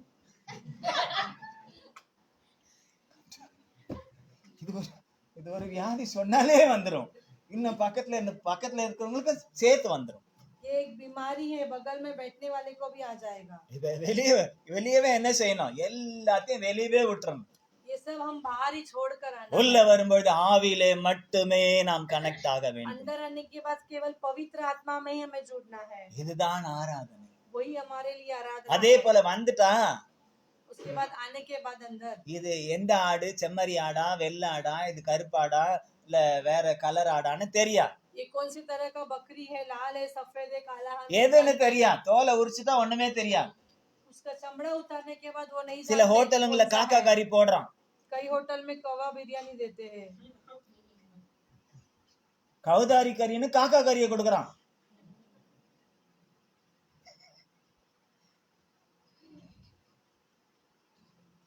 ஆனா காக்கா மாதிரி எல்லாம் யாரும் கத்த மாட்டாங்க. लेकिन कौवे के जैसे साफ कोई है। चिल्लाते नहीं है खाने के बाद। இதை ஏன் அவ்வளவு உறுதியா சொல்றேன்னா, क्यों मैं इसे நான் कहता இருந்த हूँ? சென்னையில நான் சின்னதா இருந்தப்போ चेन्नई में जब मेरे बचपन இந்த में இந்த குறவங்க இருக்காங்க இல்லையா, இந்த ஜிப்சிஸ் குறவங்க, நரி குறவங்க, ஒரு காக்காயை முதல்ல சுட்டுருவான். जब आदिवासी लोग रहते हैं वो लोग एक ஆதிவாசி இல்ல, நோ ஆதிவாசி, हिंदी अध्ययन ஜிப்சி. बोल रहा हूँ। அப்படியா? हाँ, ஓ, बंजारन नहीं। நரி குறவங்க வேற, ஆதிவாசி வேற. बंजारन जो लोग हैं वो लोग वो कौवे को पहले एक मार के ஒரு उसे पूछ लेते காக்காவை हैं, கொன்னுட்டு அதை தூக்கி போடுவாங்க, उसे मार कर உடனே उसको நிறைய पूरा காக்காங்க வரும், फेंकते சுட்டுருவான். हैं। அவங்க तुरंत கிட்ட அப்ப सब आते हैं, उसको இந்த ரவை shoot कर போல लेते குண்டு हैं। இருக்கும், ஒரு மாதிரி கருப்பு, அதுல வச்சு ஷூட் பண்ணுவான். இப்ப நான் கேட்பேன், காக்காவை சுட்டு என்னடா பண்ணுவீங்க? तो मैंने उनसे कहा इतने कौवे को मार के क्या करोगे? சாமி ஹோட்டலுக்கு போகுது சாமி என்னமா. वो कहेगा कि होटल में जाता है। டேய் எந்த ஹோட்டல்னு சொல்லிடுங்கடா. कौन सा होटल करके हमें बता दीजिए करके मैं पूछता हूँ। இல்ல சாமி ரொம்ப நல்லா இருக்கும் காக்கா கறி சாமி, तो वो कहते हैं कि कौवे का मटन अच्छा रहता है करके, அதனாலே ஹோட்டல்ல போயிட்டு சாப்பிடுறது ரொம்ப கஷ்டம். इसलिए होटल में जाके खाना भयमान। बहुत कठिन है, डर लगता है। நிறைய ஹோட்டலுங்கள்ல அப்படி அன்னைக்கே இருந்துச்சு, இன்னைக்கு வந்து ஏன் சில இடத்துல நாய்கறி கூட போடுறாங்க. कई होटल में तभी है और अभी भी करते हैं। சிங்கப்பூர் வேணா போயிட்டு வாங்க, மலேசியா வேணா போயிட்டு வாங்க, நாய்கறி சாப்பிடாம நீங்க வர மாட்டீங்க. सिंगापुर मलेशिया जाएंगे तो आप இல்லன்னா कुत्ते का பக்கத்துல मटन இருக்க खा के आ நேபாளுக்கு सकते போங்க, हैं। நாய்க்கறி சாப்பிடாம வர மாட்டீங்க. बगल में नेपाल में जाएंगे तो वहाँ पे भी खा सकते हो। அல்லேலூயா. हालेलुया। பூனைக்கறி சாப்பிடுறாங்க. बिल्ली का भी मटन அது खाते காட்டு हैं। பூனை, வீட்டு பூனை இல்ல. घर का சில बिल्ली நேரத்துல नहीं, வீட்டு பூனையை கூட जंगल का। சுட்டுன்னு போயிடுவானுங்க இந்த குறவனுங்க. कई समय जो वो लोग हैं अपने घर का बिल्ली को भी उठा के ले चले அவங்க जाते हैं। சாப்பிடுறாங்க, எல்லாத்தையும் சாப்பிடுறாங்க. वो लोग सब कुछ खाते हैं। முயல் சாப்பிட்டுருக்காங்க, खरगोश சாப்பிடுறோம் खाते हैं। இல்லையா? கொக்கு, குயில், நிறைய ஃப்ராக் கூட தான், நல்ல கொழுத்த தவளை, அதெல்லாம் கிடைக்குது. இல்ல ஹோட்டலுங்களே, நல்ல 5 ஸ்டார் ஹோட்டல்லே கிடைக்குது. சாதா ஹோட்டல்ல எல்லாம் கிடைக்காது, 5 ஸ்டார் ஹோட்டல்ல मेंढक भी கிடைக்கும். मिलता है, बड़े बड़े होटल में आप जाएंगे तो वहाँ मिलेगा। சரி, ஸ்தோத்திரம். இதெல்லாம் போட்டு நம்ம பலிக்கு வருவோம். உள்ளே வந்துட்டா அடையாளம் தெரியாது. कलीसिया के अंदर आने के बाद वो पता नहीं चलता कि वो क्या है। அதனால தான் ஆவிக்குரிய சபைகளிலே நாங்க ஒரு யூனிஃபார்மா இருக்கட்டோம்னு சொல்லிட்டு சரி வெள்ளையை உடுத்துங்க அப்படின்னு கூட நாம சொல்றோம். इसलिए पवित्र आत्मा की कलीसिया में हम बोलते हैं यूनिफॉर्म की तरह सभी लोग सफेद வற்புறுத்தல் இல்ல, हम जबरदस्ती नहीं करते हैं। ஆனால் அப்படி இருந்தா இப்ப ஸ்கூல்ல எல்லாம் போனா யூனிஃபார்ம் எதுக்கு போடுறாங்க? अब स्कूल में जाते तो यूनिफॉर्म क्यों डालते हैं? ஏற்ற தாழ்வுகள் தெரியக்கூடாதுன்றதுக்காக. ऊंच नीच नहीं समझना है इसके लिए। அப்படி ஸ்கூலுக்கு யூனிஃபார்ம் போடாம அன்யூனிஃபார்ம்ல போலான்னு சொன்னா எப்படி போவாங்க பிள்ளைங்க? स्कूल में बिना यूनिफॉर्म का घर के कपड़े में जा बोलेंगे तो कैसे जाएंगे? அதுவும் இன்னைக்கு இருக்கிற சூழ்நிலையில எப்படி போவாங்கன்னு பாருங்க. लेकिन आज की स्थिति में वो लोग कैसे जाएंगे? ஜட்டியோட போவோமோ ஜட்டி இல்லாம போவோமோ தெரியாது. இன்னைக்கு சூழ்நிலை அப்படிதான் இருக்கு. எங்கெல்லாம் வெட்டக்கூடாது அங்கெல்லாம் வெட்டிக்கின்னு இருக்கு. जहाँ कहीं नहीं काटना है वहाँ सब फाड़ के जाते हैं। அதோட பியூட்டி ஒரு உங்களுக்கு நான் அனுப்புனா என்னன்னு தெரியல. வாட்ஸ்அப்ல ஒரு ஊழியக்காரர், அவரும் அதே மாதிரி ஷார்ட்ஸ் தான். அந்த ஷார்ட்ஸ் 3 இடத்துல கிழிஞ்சு போயிருக்குது. முன்னாலேயும் கிழிஞ்சிருக்கு, பின்னாலேயும் கிழிஞ்சிருக்கு. वो भी शॉर्ट्स पहने हैं, वो भी 3 तरीके से फटा है, आगे भी और पीछे से भी।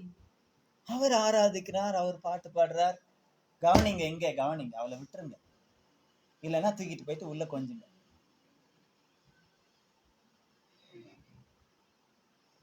அப்புறமா கேட்டா எதுவுமே தெரியாதுன்னு சொல்லுவீங்க. அப்புறம் வந்து பிரயோஜனம் இல்லாம போய்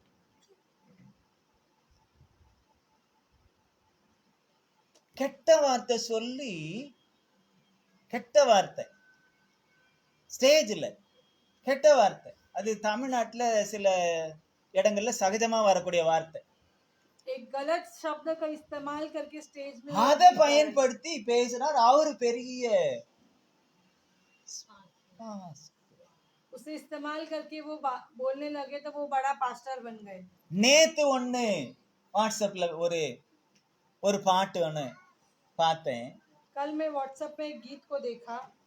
வாயால துதிச்சா வாய் வலி போயிடும், கையால துதிச்சா கை வலி போயிடும், காலால துதிச்சா கால் வலி போயிடும். मुंह से स्तुति करेंगे तो मुंह में का जो दर्द है वो चला जाएगा, हाथ से स्तुति करेंगे तो हाथ का दर्द चला जाएगा। இருதயத்துல இருந்து துதிச்சா ஹார்ட் அட்டாக் வராது. हृदय से आप आराधना करोगे तो हार्ट अटैक नहीं आएगा। இது கர்த்தரை ஆராதிக்கிற பாட்டா? உடனே நான் கேட்டேன், परमेश्वर को आराधना करने वाला ये गीत है क्या? அனுப்பினவங்க கிட்ட கேட்டேன், இது கர்த்தரை, உன்னதமான கர்த்தரை ஆராதிக்கக்கூடிய பாடலா இது அப்படின்னு கேட்டேன். ये स्वर्ग के परमेश्वर को आराधना करने वाला गीत है क्या? அனுப்பினவங்க ஆம் அப்படின்னு அனுப்பியிருந்தாங்க. जो जिन्होंने भेजा சரி, उन्होंने அவங்களுக்கு இருக்கக்கூடிய வேத அறிவு அவ்வளவுதான், விட்டுட்டேன். அதுக்கு மேல நம்ம எதுவும் வழக்கு தொடரக்கூடாது. मैंने कहा कि उनको इतना ही அதுக்கப்புறம் யூடியூப்ல போட்டேன். मैंने यूट्यूब में डाला। யூடியூப்ல பார்த்தேன் இல்லையா, அதுல கேட்டேன், இது தேவனை ஆராதிக்கக்கூடிய பாடலா? சிலதெல்லாம் கேட்டுறணும் உடனே. तो मैंने यूट्यूब में भी वहाँ पे कमेंट्स में लिखा ये அதுல ஒருத்தர் ரிப்ளை பண்ணிருந்தாங்க, கண்ணீரோட கண்ணீர், அந்த இது என்ன சொல்றது, அது கண்ணீர் விடுற மாதிரி. அப்ப என்ன ஆச்சு, அவங்களுக்கு புரிஞ்சிருக்கு, ஐயோ ஆண்டவர் ஆராதிக்கிற பாட்டு இல்ல இது, கண்ணீர் தான் வருது அப்படின்னு. मैंने वहाँ पे कमेंट करने के बाद एक भाई ने वहाँ पे वो आंसू, ஏன்னா இன்னைக்கு வரக்கூடிய பாடல்கள் தேவனை மகிமைப்படுத்துறதா, இவங்களை மகிமைப்படுத்துறதா, இல்ல ஒரு என்டர்டைன்மெண்ட்டுக்கு பாடுறதானே தெரியல. लेकिन आजकल के आने वाला गीत जो है परमेश्वर को महिमा करने वाला है कि या लोगों को दर्शाने वाला गीत है। இப்போ ஆட்டையும் மாட்டையும் அன்னைக்கு கொண்டு வந்து என்டர்டைன்மெண்ட் பண்றதுக்கா? उस दिन गाय बकरी को क्यों दर्शाने के लिए लाए थे क्या? என்டர்டைன்மெண்ட் பண்றதுக்கா கொண்டு வந்தாங்க? இன்னைக்கு ஆராதனை, இன்னைக்கு யூத்துக்கு மாதிரி ஆராதிக்கணும், சில பூத்துங்களுக்கு மாதிரி ஆராதிக்கணும் அப்படின்றாங்க. कई कलीसिया में आज सिर्फ यूथ लोगों के लिए ही आराधना करना है करके बोलते हैं। வெட்கக்கேடா இருக்கிறது, பயமாவும் இருக்கிறது, ஆண்டவரே இவர்கள் எல்லாம் ரட்சிக்க மாட்டீரா என்றும் இருக்கிறது. ये शर्म की बात है और डर भी लगता है। हम सोचते हैं कि परमेश्वर इनको उद्धार करना चाहिए। ஏன்னா எங்க போய் முடியும்னு தெரியல.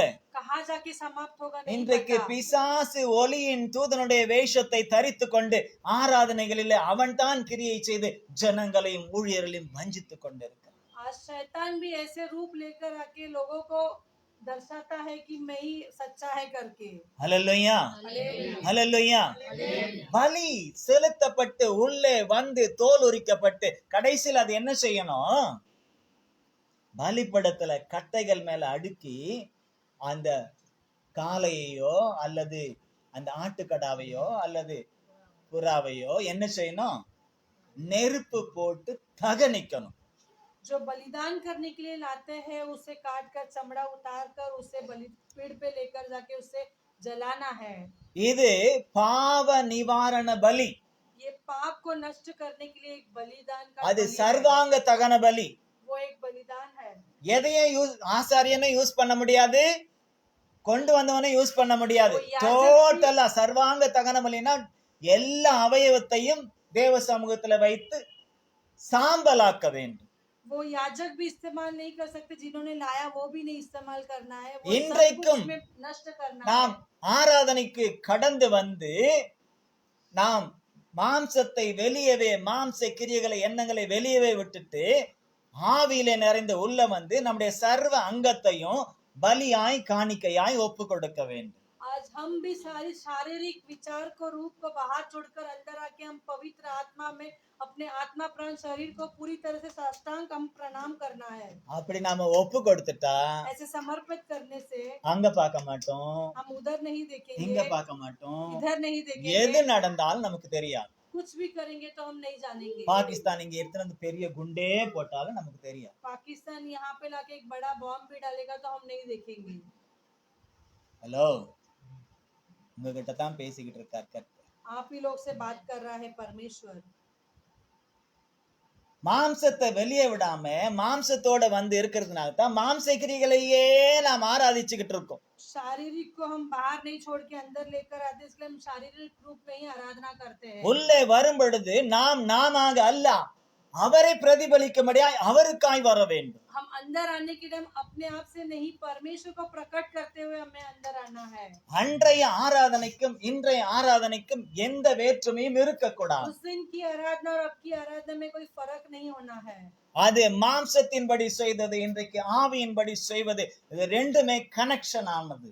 वो आत्मा में किया है, अभी शारीरिक में किया है, वो दोनों एकत्रित होना है। அன்றைக்கு ஆடு மாடுகள் கொல்லப்பட்டது, இன்றைக்கு நமக்காக இயேசு கிறிஸ்து கொல்லப்பட்டு அவர் ரத்தம் சிந்தி நமக்காக படாத பாடுகள் பட்டு இன்னைக்கு நமக்கு ஜீவனை கொடுத்து நம்மை மாம்சத்திற்குரியவர்களாம் இருப்பதற்காக அல்ல, அவருடைய ஆவியை பெற்று அவருடைய அபிஷேகத்தை பெற்று அவரை போல நாம் இருக்க வேண்டும் என்பதற்காகத்தான் அவருடைய ஜீவனை கொடுத்து நம்மை शरीर को மீட்டிருக்கிறார். बलिदान देके उन्होंने आराधना किया। आज हमारे लिए परमेश्वर ने मारा गया क्रूस में, बहुत तकलीफ उठा के वो हमारे लिए जी उठा है। उसकी पवित्र आत्मा को और अभिषेक को पाकर हम परमेश्वर को प्रकट करने की आराधना होना है। ஹல்லேலூயா, हालेलुया, ஹல்லேலூயா. हालेलुया। நம்முடைய ஆராதனை, நாம் அவரை ஆராதிக்கக்கூடிய ஆராதனை அவருடைய நாமத்தை மகிமைப்படுத்துவதாய்த்தான் இருக்க வேண்டும். हमारी आराधना जो है केवल परमेश्वर को प्रकट करने वाली आराधना होना है। மைக்க பிடிச்சுக்கிட்டு நான் ஏன் பெருமையை பாடுறதா இருக்கக்கூடாது. माइक को पकड़ के मैं घमंड नहीं करना है। இல்ல நான் மைக்க பிடிச்சுக்கிட்டு டான்ஸ் ஆடிக்கிட்டு என் ட்ரெஸ்ஸை பாருங்க, என்னுடைய ஆக்ஷனை பாருங்கன்னு காட்டுறதா இருக்கக்கூடாது. माइक को पकड़ के मेरा ड्रेस देखो, मेरा एक्टिंग देखो नहीं दिखाना है। நம்முடைய அந்த நோக்கம் எல்லாம், हमारी जो विचार है, நம்முடைய அந்த சிந்தனைகள் எல்லாம் हमारा सोच जो है, இன்னும் எப்படி சொல்றது, அது அவரை மட்டுமே சார்ந்து இருக்க வேண்டும். केवल परमेश्वर को ही दर्शाने அவரை वाला होता மட்டுமே है। உயர்த்துவதாய் இருக்க केवल हम வேண்டும். परमेश्वर को ऊंचा करना है, அப்படின்னா நம்மை நாம் மறந்து விட வேண்டும். हम अपने आप को भूलना है। ஆசரிப்பு கூடாரத்துக்குள்ளே ஆடு மாடு வந்தா அது தன்னை மறந்து தானே வரணும், वो உள்ள அப்படியே வருமா? कलीसिया के अंदर आने के टाइम वो अपने आप को भूल के ही आता है, भेड़ बकरी। இயேசுவின் காலத்துல உள்ள அப்படியே வந்தது.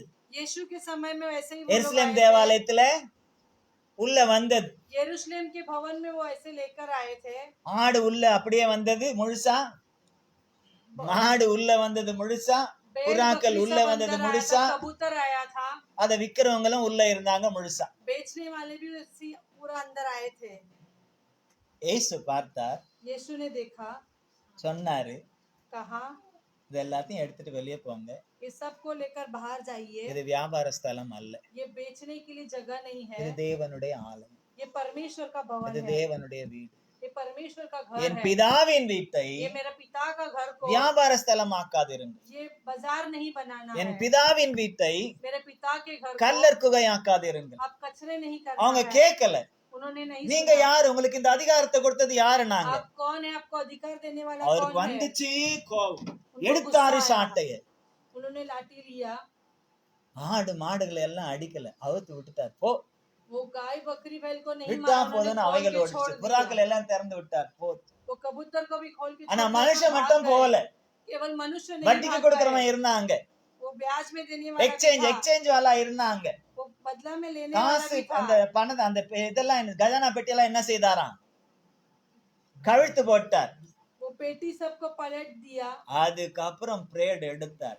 उसके बाद उन्हें सिखाया, அன்பா சொன்னாரு, கேட்கல. प्यार से समझाया, नहीं அதுக்கப்புறம் समझे। எடுத்தார் பாரு, उसके बाद लिया, देखो लाठी ஷாட் को। அடித்தான், उसके बाद वो मार அடிச்சு दिया, வெளியே அனுப்பினார். उन्हें मार कर भगाया गया है। எவனாலையும் கேட்க முடியல, कोई भी नहीं सवाल எந்த पूछ पाया, பிரதான ஆசாரியனாலும் கேட்க कोई முடியல, भी याजक नहीं எந்த सवाल किया, லேவியனாலையும் கேட்க முடியல, कोई लेवियों ने எந்த भी सवाल பரிசேயனாலையும் किया, கேட்க முடியல, कोई भी याजक எந்த ने नहीं सवाल சதுசேயனாலையும் किया, கேட்க முடியல, कोई भी उन्हें எவ்வளவு सवाल பட்டு नहीं किया, கோமானம் சீமானுமா இருந்தவனாலும் கேட்க முடியல. कोई भी व्यक्ति वहाँ पे सवाल नहीं कर पाया। அல்லேலூயா. हालेलुया। நிறைய பேர் இயேசு அன்பானவர்னு தெரியும், कई लोग को पता है कि यीशु बहुत प्रेमी है, அன்பானவர் தான்.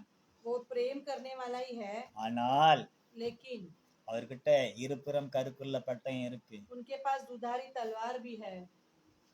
அதை பயன்படுத்தினா अगर उसका इस्तेमाल करने से யாராலையும் நிக்க முடியாது, कोई भी आप यहाँ नहीं रुक पाओगे, எந்த ராஜாக்களாலும் நிக்க முடியாது, कोई राजा भी नहीं रुक எந்த पाएगा, அதிகாரிகளாலும் நிக்க முடியாது, कोई अधिकार भी नहीं रुक पाएगा, யாராலையும் நிக்க முடியாது. कोई भी नहीं रुक पाएगा। அல்லேலூயா, हालेलुया। அல்லேலூயா.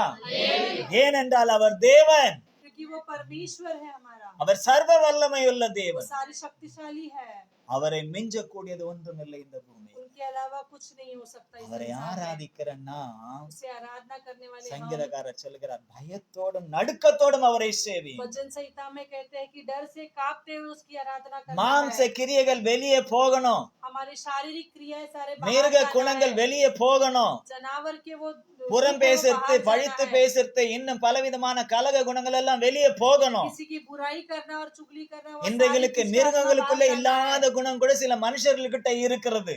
जानवर के अंदर नहीं है, वो सारे गुण इंसान के अंदर है। நாய் கிட்ட கூட நல்ல குணம் இருக்குது, कुत्ते के पास भी अच्छा गुण है, பூனை கிட்ட கூட நல்ல குணம் இருக்கு, बिल्ली के पास भी अच्छा गुण கிளி है, கிட்ட கூட நல்ல குணம் இருக்கு, पोपट के पास भी अच्छा गुण है, பாம்பு கிட்ட கூட सांप தான் के पास வளர்க்குறவங்க भी கிட்ட நல்ல குணத்தை காட்டக்கூடிய தன்மை இருக்கு. जो उसे संभालता है उसके पास अच्छा गुण दिखाता है। யானை கிட்ட கூட தன் பாகனை हाथी के पास அடங்கி भी இருக்கக்கூடிய தன்மை இருக்கு. उसके संभालने वाले के पास में उसके अधीन रहने की गुण है। ஒரு காரியத்தை சொல்லுகிறேன், एक कार्य को मैं बताता हूँ, ஒரு பெரிய கோடீஸ்வரன், एक बड़ा धनवान व्यक्ति அவர் வேற करोड़पति, யாரும் இல்ல, கவனிங்க, उसको कोई भी नहीं था। என்ன பாருங்க, கண்ணை மூடி எல்லாம் இப்ப தியானம் பண்ணாதீங்க. தியானம் பண்ண சொல்லும் போது தியானம் பண்ணுங்க.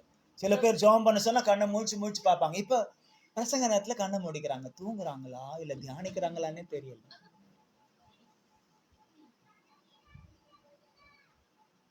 ஒரு நல்ல கோடீஸ்வரன், एक अच्छा करोड़पति, அவருக்கு யாரும் இல்ல. उसको कोई भी नहीं है। அவர்கிட்ட ஒரு 2 ஜெர்மன் ஷெப்பர்ட் நாய் இருந்ததா. उनके पास 2 कुत्ता था, जर्मन शेपर्ड था। டெய்லி அத கையில பிடிச்சுக்கிட்டு வாக்கிங் போவாராம். उसे पकड़कर वो रोज टहलने जाते थे। அதுதான் அவர்களுக்கு துணை. वही उनका सपोर्ट है। பிள்ளையை போல வளர்த்தார். वो अपने बच्चे के समान उनका पालन पोषण ரெண்டு किया। ரெண்டு நல்ல ஒரு கண்ணுக்குட்டி மாதிரி ஜெர்மன் ஷெப்பர்ட் நல்லா பெருசா இருக்கு. ரெண்டுத்தையும் அப்படி பிடிச்சுக்கிட்டு ஒரு நல்ல கம்பீரமா பக்கத்துல யாரும் போக முடியாது. वो दो कुत्ते को अच्छा बछड़े के समान अच्छा बला पड़ा के रखा நம்ம था। பிள்ளைங்களை பிடிச்சுக்கிட்டு கூட நம்ம அப்படி கம்பீரமா போக முடியாது. कई समय अपने बच्चे को भी ऐसी गंभीरता से लेके போக नहीं जा முடியான்றீங்க. सकते। வயசான காலத்துல ரெண்டு பக்கம் ரெண்டு பிள்ளைங்களை பிடிச்சுக்கிட்டு போக முடியும்? हम இந்த बच्चे பிள்ளையும் को கூட लेके வராது. चल सकते हैं क्या? பாப்பா அவனுக்கு வேற வேலை இல்லை. வயசான காலத்துல வாக்கிங் போனா நீங்க போங்க, आपको टहलने जाना है तो आप अकेले जाइए, எங்களை கூட கூட்டின்னு போகணுமோ? हमको क्यों साथ में लेकर जाते எங்களுக்கு हो? எவ்வளவு வேலை இருக்குது. हमारे पास बहुत போ काम है। போன்னு சொன்னாலும் போக மாட்டேன்றாங்க. जा जा कहने से भी नहीं जाते हैं। என்ன பண்றது? क्या कर सकते हो? போட். அப்போ ஒரு வாலிபன் முன்னே வந்தானா. டெய்லி அப்படி இவர் போகும்போது ஒரு வாலிபன் முன்னாலே வருவானா. ये टहलने को जाने के समय एक जवान युवक सामने आता है। ஒரு நாள் அப்படி ஒரு வாக்கிங் போகும்போது முன்னால அவன் வந்திருக்கான். एक दिन वो टहलने जाने के टाइम वो सामने दिखा। அவர் பக்கத்துல வந்து उसके बगल में आकर அவர்கிட்ட சொல்லிட்டு போனானா, उसे कहकर गया, நான் உங்க வீட்டுல திருட போறேன். मैं तुम्हारे घर में चोरी करने वाला हूँ। முழிச்சு இருக்கணும். சொல்லிட்டு போயிட்டான். நிக்கலாம். कहकर चला गया, रुका नहीं उस स्थान पर। அவருக்கு பயம் வந்துட்டு उनको डर लगने लगा। வீட்டுக்கு போனாராம். घर पे गया, நாயை சங்கிலில இருந்து அவுத்து விட்டுட்டாரு. कुत्ते को वो ஃபுல்லா எல்லா பக்கமும் எல்லா லைட்டையும் போட்டு வச்சுட்டாராம். बांध के रखा था, खोल के छोड़ दिया, सब जगह लाइट लगा दिया। எல்லா லைட்டையும் போட்டு வச்சுட்டு நாயை விட்டுட்டார் ஃபுல்லா. सब लाइट को चालू करके कुत्ते को छोड़ दिया। தூக்கமும் வரல. नींद भी नहीं आ रही है। என்ன எடுத்துட்டு போவான்னு தெரியலையே, ஏதோ கொண்டு போவான்னு தெரியலையே. क्या चुराने वाला है और क्या लेके जाने वाला मैं नहीं சொல்லிட்டு जानता हूँ। போயிருக்கான். बोल के गया है। திடீர்னு நாய்க்கு நல்ல ட்ரைனிங் கொடுத்து வந்தா பிடிக்கிற மாதிரி எல்லாம் பண்ணிட்டார். कुत्ते को अच्छा ट्रेनिंग दिया है, वो चोर आएगा तो उसको पकड़ने के लिए। ராத்திரி எல்லாம் தூங்கல. रात भर सोया नहीं। காலையில 5 மணிக்கு सुबह के 5 बजे கதவு தட்டப்பட்டுச்சு. दरवाजा ठोका गया। இந்த 5 மணிக்கு யார் வந்து கதவு தட்டுறான்னு கதவு திறந்தாரு. 5 बजे कौन दरवाजा ठोक रहा है करके दरवाजा खोला। அப்போ तब திருடுவேன்னு சொன்னான் பாருங்க. तो चोरी करने அவன் ஒரு आने பெரிய वाले பெட்டியோட कहा, நின்னுக்கிட்டு இருந்தான். वो एक बड़ा पेटी के अगला साथ पढ़ेंगे। खड़ा है। பெட்டியோட நின்னுட்டு இருந்தான். वो पेटी के साथ खड़ा है। இவர் பார்த்தார். நீ इन्होंने देखा, திருடுவேன்னு சொல்லிட்டு போனவன்ல? चुराने वाला करके कहा। ஆமா நானே தான். तो उसने कहा हाँ मैं ही இத चुराया பாருங்க, हूँ। இதெல்லாம் யார் பொருள் பாருங்க. ये किसका सामान है देखो। பார்த்தா देखा, எல்லாம் எழுந்துதான். सब मेरा मेरा करके कहने लगा। திருட முடியாது நீங்க. नहीं चुरा सकते करके कहा। இந்தாங்க ये लो, உங்க பொருள் நீங்களே வச்சுக்கோங்க. आपका सामान आप ही रख लो। ஆனா அவருக்கு அவர் நினைச்சாராம், பரவாயில்ல இது நீ எடுத்துக்கிட்ட, இது உண்டாவே இருக்கட்டும், ஆனா திரும்பி வராது அப்படின்னாரு. तो उन्होंने कहा तूने चुरा लिया, ये तेरा ही रहने दे, वापिस मत आना चोरी करने के लिए। அவன் சொன்னா இல்ல, तो उसने कहा ये नहीं, இது உங்களுடையது, ये आपका நான் है। சொன்னதை செய்யற ஆளு, मैं जो कहता हूँ ஆகவே करता தான் हूँ। வந்தேன், इसलिए எது मैं आया இருந்தாலும் हूँ। நான் திருடுவேன் அப்படின்னு जो कुछ है मैं उसे चुराऊंगा। வச்சுட்டு அவன் போகும்போது वो रख के जाने ஒரு के நிமிஷம் टाइम நில்லு தம்பின்னு சொல்லிட்டு 1 मिनट के लिए रुक करके और कहा, கேட்டாரா? लड़के से उसने पूछा। வீடு ஃபுல்லா லைட் இருந்தது, घर पूरा बिजली चल रही है, நாய் ஃபுல்லா அவுத்து விட்டு இருந்தேன். कुत्ते को भी अपने खोल के छोड़ சரி दिया है, என்னதான் ஏமாத்தின, मुझे आपने फंसा दिया। இந்த நாய்கள் எப்படி இந்த 2 பிள்ளைகளை மீறி நீ எப்படி திருடுன? ये 2 बच्चे मतलब ये कुत्ते का बगैर आपने कैसे चुरा लिया। அவன் கேட்டானா, उसने सवाल சார் किया, உங்க பிள்ளைங்கன்னு சொல்ற அந்த நாய்க்கு என்ன கொடுக்குறீங்க சாப்பிடறதுக்கு? आप बच्चे कहते हैं वो कुत्ते को क्या खाने को देते हैं। சிக்கன் மட்டன் அதெல்லாம் நான் கொடுக்கறேன். तो उन्होंने कहा चिकन मटन में सब देता हूँ। அப்படியா? நான் ஒண்ணும் இல்ல சார், வெறும் மத்தி மீன் கொடுத்தேன். मैं कुछ नहीं, मैं सिर्फ मच्छी दिया था, टारली மத்தி மீன் டார்லி. टारली मच्छी दिया था। அவரு சரிப்பா நீ போயிட்டு வா அப்படின்னுட்டு அந்த 2 நாயும் கூப்பிட்டாராம். तो जाओ करके कहने के 2 बाद वो பிள்ளைங்களை कुत्ते को ஹாலு बुलाया। கூப்பிட்டாராம். दोनों वो कुत्ते को बच्चे को हॉल में நாயை बुला लिया। கூப்பிட்டு நடு வீட்டுல உட்கார வச்சார். तो कुत्ते को बीच घर में बिठाया। அத சொன்னேன் தாய், நீ ஏன் பயப்படுற? நடு வீட்டுல உட்கார வச்சாராம். वो कुत्ते को சொல்றாங்கல்ல बीच நாயை घर में குளிப்பாட்டி बिठाया। நடு வீட்டுல வைக்கிறதுன்னு, அந்த மாதிரி நடு வீட்டுல கூப்பிட்டு உட்கார வச்சார். वो कुत्ते को बीच घर में लेकर आके बिठाया। உட்கார வச்சுட்டு சாஷ்டாங்கமா அது மேல அதுங்க முன்னால விழுந்து उनके सामने वो साष्टांग प्रणाम किया, அழுதாராம். रोने लगा।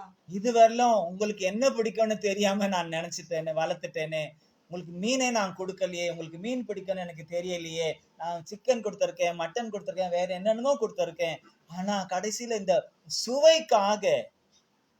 சுவைக்காக இவ்வளவு நாள், அதாவது நீ நன்றி உள்ளவன்னு நினைக்கிறத, நன்றி உள்ளவன் எல்லாரும் சொல்றத மறந்துட்டு இந்த சுவைக்காக, ஆஃப்டர் ஆல் மத்தி மீனுக்காக கோட்டை விட்டுட்டீங்களடா அப்படின்னு சொல்லிட்டு என்ன மன்னிச்சிருங்கன்னு சொல்லி நாய்கிட்ட மன்னிப்பு கேட்டாராம்.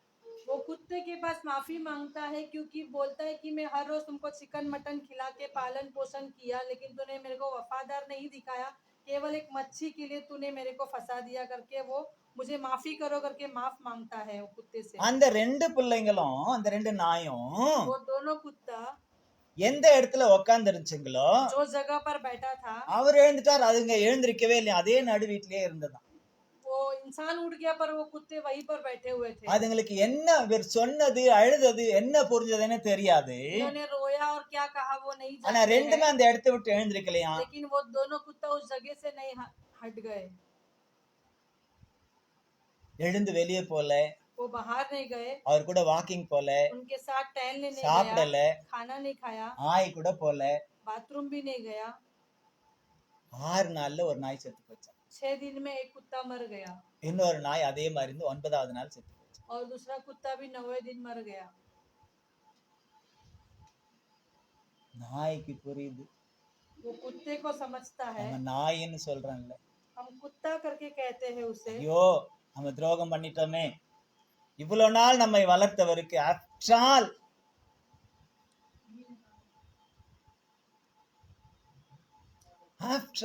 इतना ஒரு साल हमें மத்தி पालन மீனுக்காக पोषण किया, एक मच्छी நம்முடைய के लिए சுபாவத்தை நாம் இழந்து விட்டோமே. मैंने अपने स्वभाव को खो दिया, इसके लिए उनको वो நம்மை நம்பின எஜமானுக்கு நாம துரோகம் பண்ணிட்டோமே. भरोसा किया, हमारे பிள்ளையை போல நம்மளை दोषी வளர்த்தவருக்கு ठहरा நாம दिया। துரோகம் பண்ணிட்டோம்னுட்டு बच्चे की तरह हमने संभाला था, உயிரையே விட்டுச்சாங்க. उन्होंने अपना जान को दे दिया। ஹலோ, நமக்காக ஜீவனையே விட்டவர் இருக்கிறார். हमारे लिए अपना जीवन ही दिया हुआ है। எதுக்கு விட்டார் ஜீவனை? किस लिए हमारे சாதாரணமா ஜீவன் விட்டாரு? साधारण अपने प्राण को அணு दिया அணுவா அணு அணுவா அணு அணுவா அவரை கொன்றார்கள்.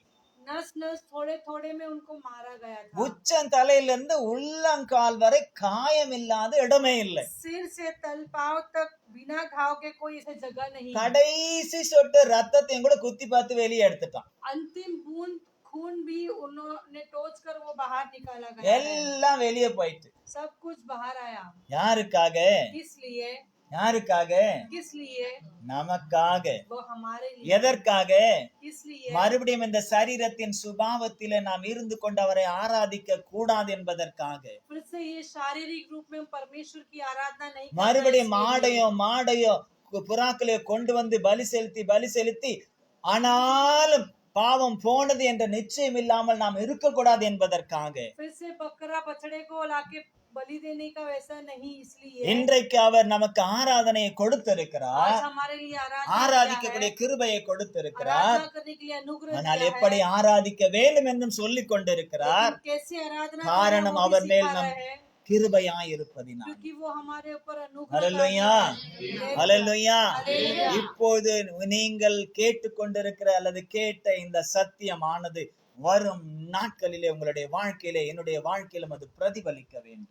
ये आप जो सुन रहे हैं, ये सत्य का वचन जो है आने वाले दिन में आपके व्यक्तिगत जीवन में से प्रकट करना है। ஆராதனைக்கு உள்ள வந்தா எப்படி வரணும்? आराधना में आने के टाइम आप कैसे आओगे? எப்படி வரணும்?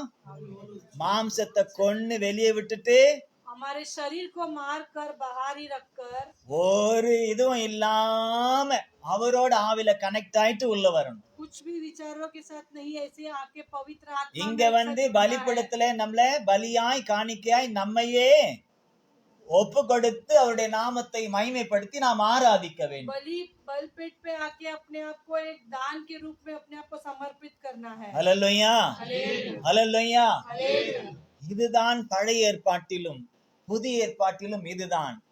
पुराने இதற்கு அப்புறம் நாம் ஆராதிக்க போகிற ஆராதனையும் அதுவும் அதே போலத்தான் இருக்க போகிறது. पुराने नियम और नए नियम का आराधना भी वैसा ही रहेगा.